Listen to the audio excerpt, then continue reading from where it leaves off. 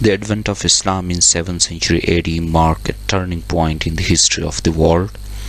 It is termed as the rise of Islam as one of the marvels of history. In the early years, the Arabic-speaking people were the torch bearers of Islamic culture and civilization.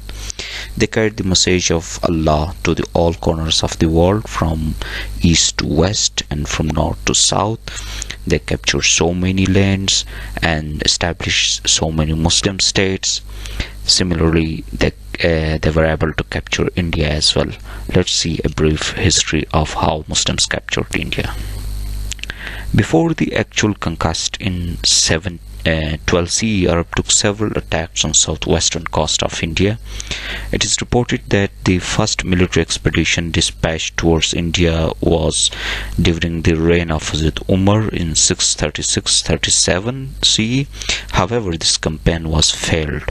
They had tried to conquer Thanna. Thanna is a small town near Mumbai, but they were failed to capture that small town. However, it is reported that this was the first ever Muslim expedition on India. Later on, Hazrat Umar Raziallahu Ta'ala Anhu sent another military expedition under Abdullah bin Ammar in 644 CE, which captured Sistan and Makran, but they were not able to go beyond Makran. They reported to Caliph that in Sindh water is scarce and robbers are brave. So if very small number are sent to Sindh, they will be killed, and if we want to capture Sindh, we have to send a large number of army. Later on, two unsuccessful attempts were made by Al-Haris in 659 CE and Al-Muhallab in 644 CE. Both these attempts were unsuccessful. Both generals lost their life in military expeditions.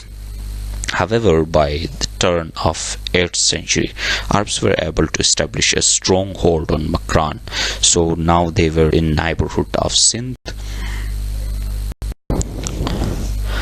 In 712, Hijaz bin Yusuf sent a military expedition under Muhammad bin Qasim.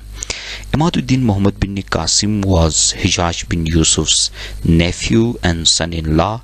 He was just 17 years old when he was leading a military expedition to a great country, a great state, Sindh. Sindh was ruled by Dahir, a Brahman ruler at that time, and the society of Sindh was divided in different class system, in a very established class system. So the people were not united, which was a plus point for Muhammad bin Qasim to capture Sindh. Moreover, his army was very strong. It is said that his army was consist of 6,000 Syrian infantry, 5 large catapults, and 25,000 trained men. So his army was very strong. With the help of this strong army and the worst political conditions of Sindh as well, he was able to conquer Dubail, Niron, Siwan, Rawar, and Brahmanabad and Multan by 1714. During his military expedition, he killed Dahir and captured Sindh. So now the Arabs were able to hold Sindh. However, still they were ruling Sindh from outside Sindh. In 715, Suleiman, the next Umayyad Caliph, recalled Muhammad bin Qasim and executed him for enmity with Hijaz bin Yusuf. So from 715, the conquest of Sindh, after the conquest of Sindh, further Muslim conquest was stopped, because the man leader who was able to conquer lands, Muhammad bin Qasim, was called back and he was executed.